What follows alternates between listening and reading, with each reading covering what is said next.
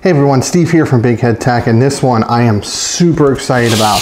I even have my For the Alliance gear on because for $400 plus tax, but I don't pay sales tax unless I sell it, for $400 US, I have a gaming PC with new B stock parts. Still, most everything here is a year warranty on it, except the motherboard, which we're not gonna really talk about. I actually haven't really factored into the equation, but I digress. So, shipped to my house, roughly $400 for everything. And this should play Shadowlands. And I don't mean like 720p low settings. I'm talking 1080p. I'm talking level 7 settings and actually good playable FPS. That's the claim I'm making right now. Let's take the $500 bill. We're gonna make it into a $400 bill, courtesy of EVGA B stock, although they are not a sponsor of this video, as much as I'd love for them to sponsor a video. But without their B stock, I would not be able to do this video. And before we transition over, you guys are probably like, you just posted a video about don't buy open box. There's an exception. EVGA is an exception. 2 reasons. A, they do a year warranty. B, they have great customer service. And C, I've bought a lot of EVGA B stock in the last year or two, and it's been fantastic. So sure, it still might have a slightly higher DOA rate, but I think failure rate really isn't much of a concern. And they also give you the option of buying extended warranties as well. So without further ado, let's take a look at what we're putting in this system today. Now, I have some good news. We're gonna do this right. So we're going to deconstruct this from this system. We're gonna put in this, I can't really show you, a DIY case. We're spending $405 today. So let's break it down. Graphics card was $94. GTX 1650 non-super. Power supply, $30. Motherboard right here, this is gonna be a new one, $78. Case was $30. Memory in there was 52, SSD was 43, and CPU was 72. I think my last said is like 405. So we're not gonna go with the refurb board. That's done. Everything's brand new, 2 B stock items. Let's get going. So the first thing we gotta do is take this apart.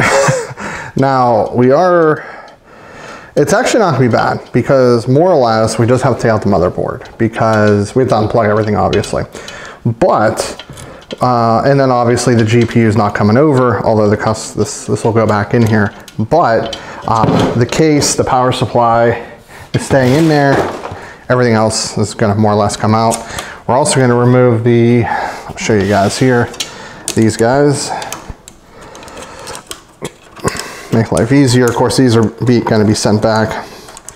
Actually, yeah, we have to take the motherboard out because we're sending the motherboard back, so there's that. Honestly, just be careful removing everything. No harm, no foul, but you don't wanna be ripping things out too hard here. Usually, a soft wiggle is always ideal. And as I say, soft wiggle and I yank that out. So there's that. We're gonna pull out the graphics card now because that needs to come out, take out the rest of the system. So it's good to get something to organize your screws. I don't have one, but I heard the Gamers Nexus mod mat's kind of nice, but I would only buy that if you're in my situation where you do a lot of these. Yeah, that's right. I'm looking for the center screw here and I'm like, oh yeah, there's a graphics card that's blocking that from happening. This is the 1650 Super, by the way. Okay, so I'm gonna angle this only so the motherboard doesn't come out. What I'm gonna actually do is I'm gonna take out every screw except the middle, and then I'll be able to do this without much difficulty. Luckily, most of these screws are actually the same, which is good. Oh, there's a fan header up there as well. Take out this one. So this had a total of, I believe, 6 screws. My memory serves me correctly. It's a pretty basic board, all things considered. Since this sort of has a middle punch out, but sort of doesn't all at the same time. So just keep that in mind.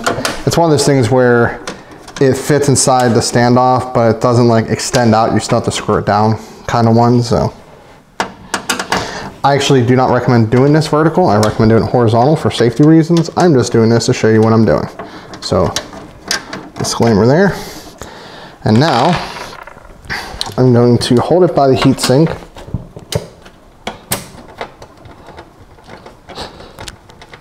So once this screw comes out completely,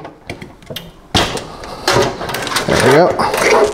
Just like that. Just be careful. Don't yank it out. If there's anything getting caught, make sure you uncatch it. So, okay. So first things first is, this is going to be fun. Here, let's start transplanting stuff. We'll do RAM first. This only has clips on one side. I have a love-hate relationship with that. I think it's fine now. Okay. So we're going to do slots 2 and 4 as I always do.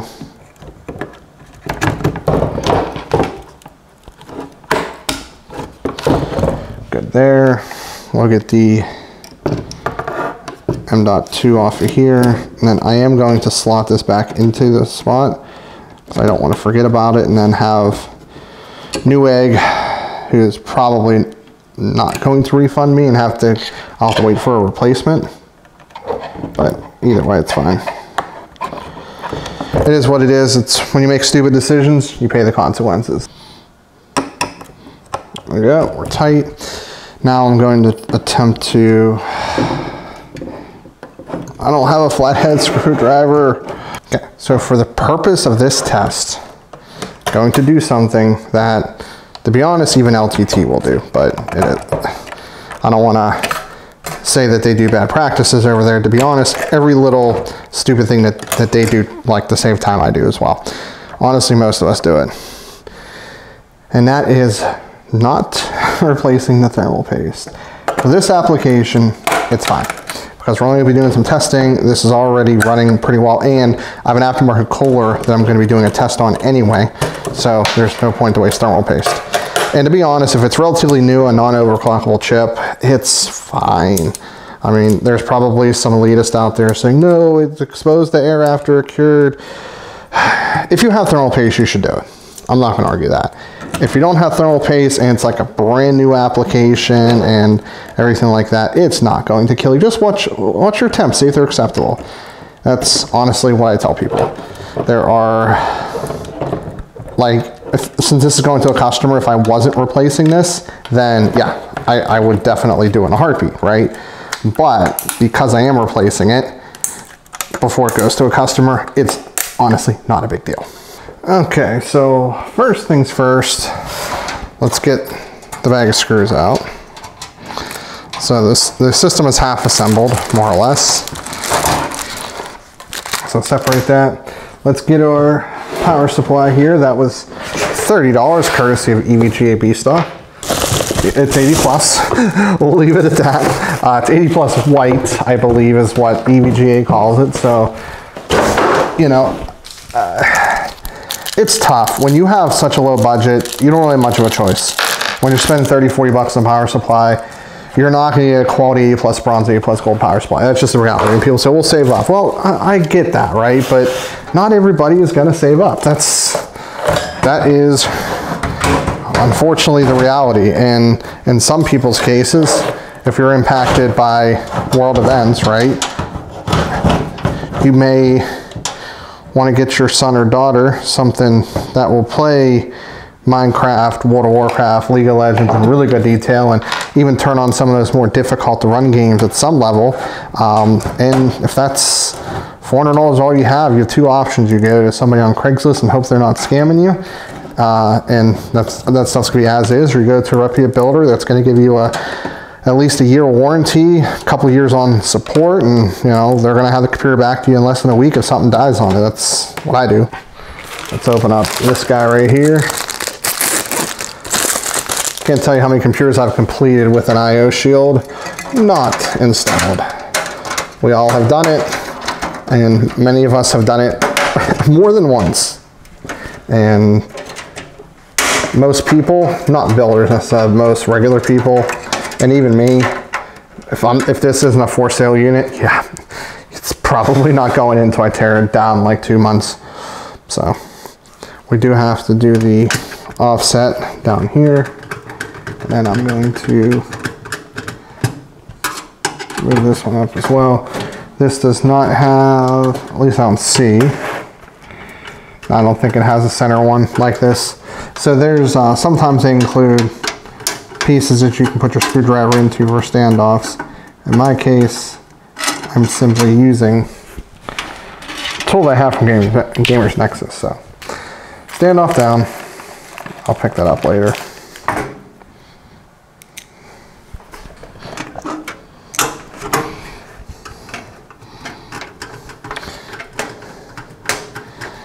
There we go. Now I'm just screwing down all these here.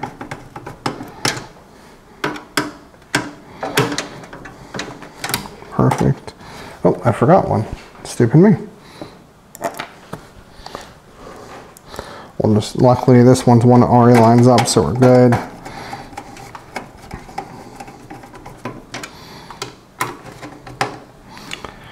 Perfect.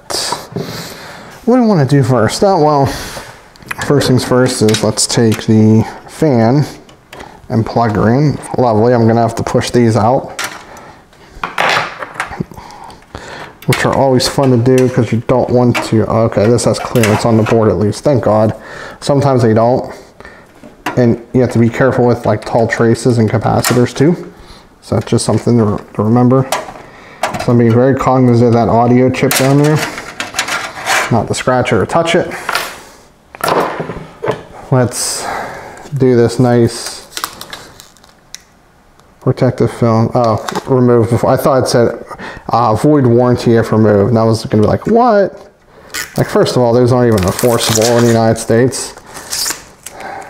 Although, getting a big manufacturer listed over that might not be the easiest thing to do, but they are not actually enforceable as per Gamers Nexus. This also requires a 6-pin. It says 1650 right there. Okay. A triple slot 1650, I'll be damned. There we go. And we're gonna need 3 screws. Yippee-ki-yay here. So let's, I have to do it from the outside, so that way you guys can see what I'm doing. Like push in on the case, and this has to go at an angle, and yeah, these are always fun to do. Not really, but what are you going to do? There we go. Yeah, usually after you take it out and put it in a few times, the case kind of bends the way you want it in the back. When you're dealing with a very budget case, this is definitely common. So now I'm going to pull up on the card. I'm going to get this center one all the way down. And the reason why I did is I don't want the ports, I don't want to sag either, so. There is one way, and I hate doing this, but I guess I have to. And the reason why I'm going to hate doing this is that graphics card I just put in, yeah, that's going to need to come out, but I'll plug this in for now, and I'll take that out in a second. I'll just get everything else kind of wired up, and I'll fix this. Because also, while the graphics card is out, I'll do the bottom connectors, although there's plenty of room for me to do that. So that's a mark on this case that I didn't really foresee, but support the back of the board to do that. Okay. Okay, how long is this? And where's the nearest fan header?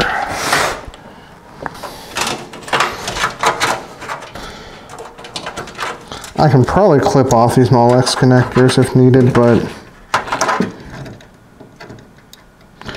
my luck is what to use this case for somebody, and the board won't support that, which would be my luck.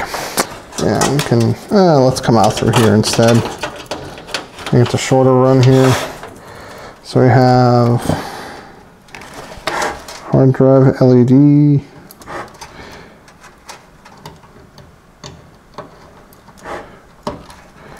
Reset.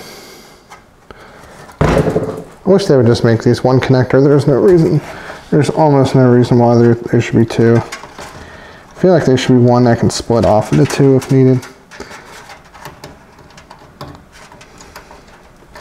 Take a look here.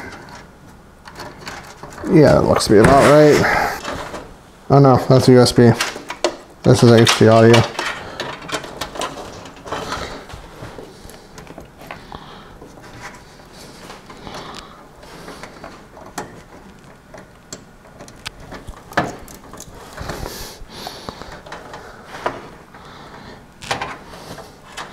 I don't want to come up this way.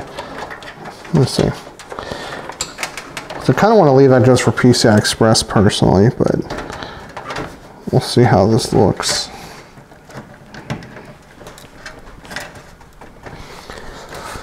Okay. Oh, USB 3, which is up here, which is good.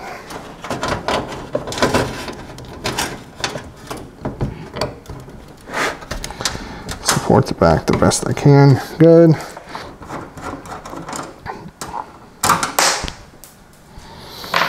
Screw down. Good thing it's a standard screw. I'm not that worried about it.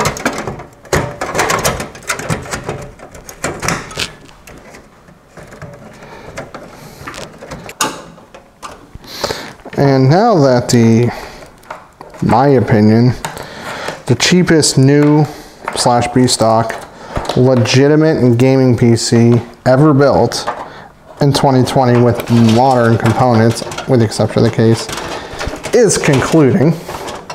The question is, how much do you give up by saving $100? And my claim of playing Shadowlands at level 7, can I substantiate those? So before we go into the benchmarks, let's take a really quick look at the cost and everything I have. So the i3 was $72, the board was $75, memory was 53, the graphics card was 94, the SSD was 43, the power supply and case are both 30 apiece, and that came to $397 plus tax. Boom.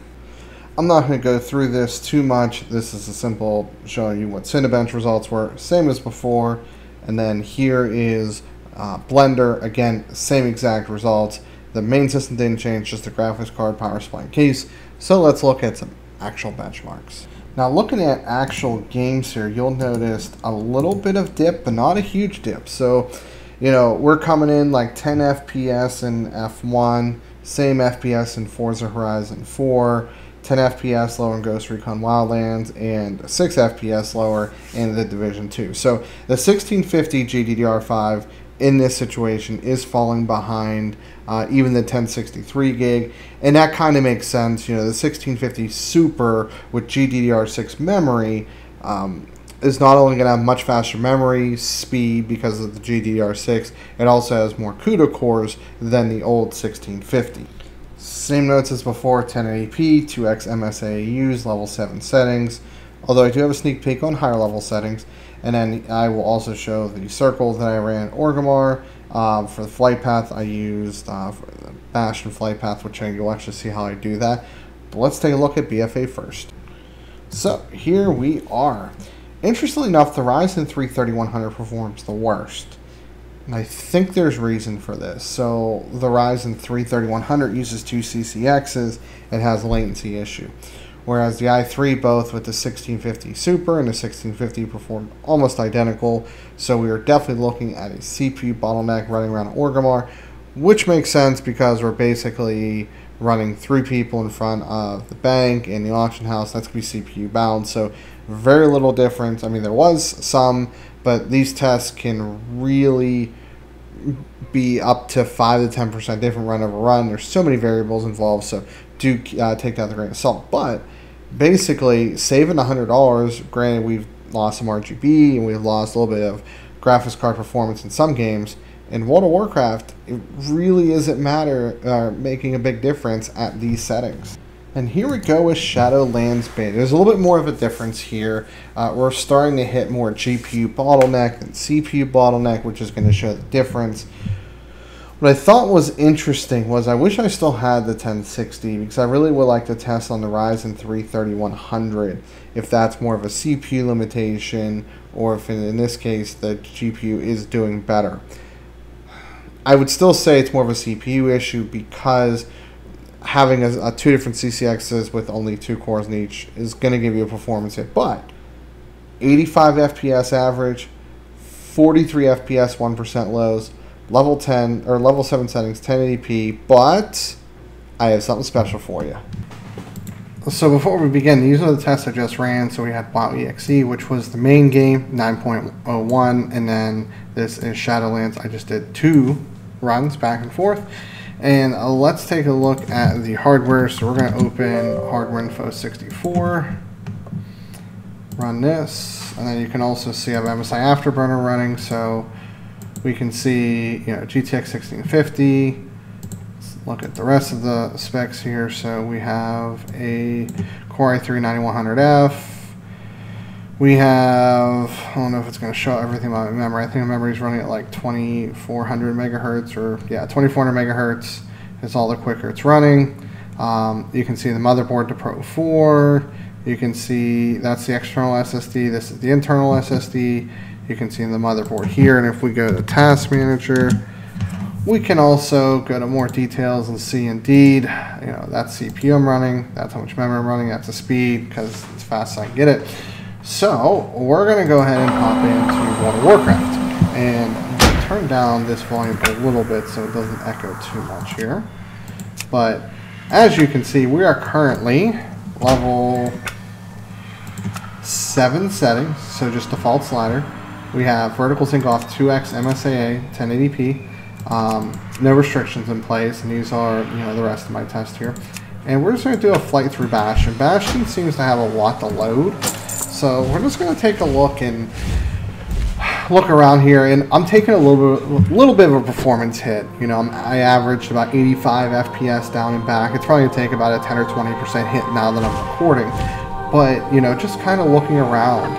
I mean, for $400, like, I don't know if this is going to show in 30 or 60 FPS recording, but I'm looking at the FPS down here, and I'll probably get some screen tearing since VSync is off, but that's good. Like, you don't understand that Shadowlands does take some power. There's a bell curve, right? When you have an APU, I run like level 3 settings at like 20, 30 FPS. Like even like a Ryzen APU, the current ones, I was struggling to hit, I could hit 50 FPS in some cases on like level 3 settings. We're level 7. This is where a lot of players play, level 7, level 8 settings. Even if we were to turn this up to say, I mean, this is probably going to tank the performance, but let's go up to level 10. So level 10 settings. Now we're rocking in the 50s.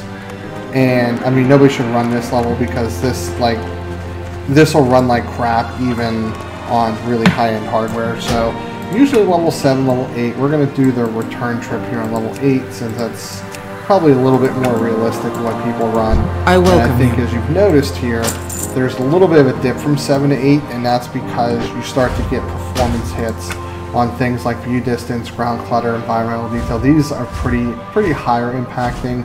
Also, I think, yeah, so we take like SSAO to high, shadow from high to ultra, or sorry, a lot of these things are done from high to ultra. So we have shadow quality, we have particle density, SSAO, those all go from high to ultra. So that's a pretty big hit on the GPU. But level 7 is kind of the sweet spot here. That's really where you get the good frame rate. This is also going to be good for RAID settings as well. But as you can see here, no lie, $400, everything brand new, a couple piece stock items, boom, you're ready for Shadowlands. So what do I think of this guy? My opinion, one of the most impressive systems I've ever built. We are looking at a system that costs $400, so let's keep that in mind. 16 gigs of RAM, 4 gig GDDR5 graphics card, a power supply that shouldn't catch your house on fire. Questionable case, but it gets the job done. A processor that has high single thread performance, high clock speed, good for games like Shadowlands. And as you saw, every game was in the 50 FPS on high settings or better. So Ghost Recon Wildlands Division 2, those are more demanding games. 55 and 59 FPS if I recall. F1 2018 Forza, they were up in that 100 range, close to it. World of Warcraft Shadowlands was averaging about 85, and I think we were in that 100 range for BFA or close to it. That to me is impressive. 400 bucks. There are systems out there that you can spend used for about 400 bucks that may be able to beat this. I'm not going to lie about that. The problem with buying anything used is it's as is. So unless that person can give me any kind of guarantee, and if they don't have any kind of business to back it, is that guarantee worth anything? Everything purchased for this system has a minimum 1-year warranty. Except the case, because we've had it for a while, but cases don't like fail. They don't. If a fan fails, you can get an El Cheapo fan for 10 or 15 bucks and be done with it. Everything else is gonna be fine with the case. The power supply is 1 year, graphics card is 1 year. I think everything else is gonna be 2 to 3 years depending. And I don't think you can really, you'd have to go used to be able to beat this value. Even if you sourced used parts from like Hardware Swap Reddit, you're gonna have to get used parts. And in that case, unless you're Asus or VGA within the 3 years manufacture date, aren't gonna carry a warranty anyway. So I'm happy. I am very happy with this build. I'm very impressed with it. I think, unfortunately, it's not for sale because most of this build is going to another system, but I just bought a couple parts to make it happen. But if you want to buy anything in this system, I'll send you a link to Amazon, try to find you something comparable. If you like the video, hit the like button. Oh, if you do that, before you hit the like button, I do get a small commission from Amazon if you do that, so it helps me out, but I have to be transparent with you. If you dislike the video, hit the dislike button, leave a comment, get subscribed. I'm representing the Alliance today, and I do apologize for all you Horde lovers, but I am going Alliance for Shadowlands. And as always, this is Steve from Big Head Tech, and I'll see y'all later on down the road.